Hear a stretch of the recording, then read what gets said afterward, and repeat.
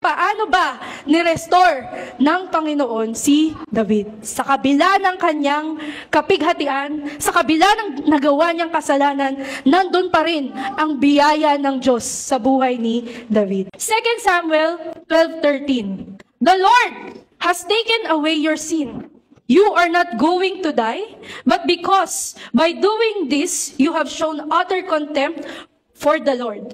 The son born to you will die. Bakit ba nangyari ito? Tingnan po natin mabuti yung mga naka-emphasize na phrases. The Lord has taken away your sin. The son born to you will die. David's son dying to take away sin. Sounds familiar?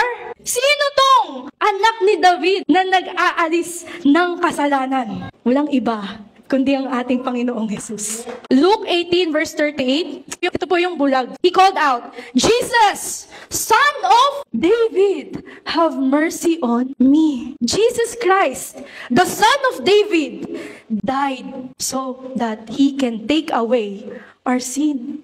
David's son dying to take away sin is a typology of Jesus. Ito po pala ang POV ng Diyos. This story is talking about what will happen on the cross. David's son, Jesus, have to die so that we may live.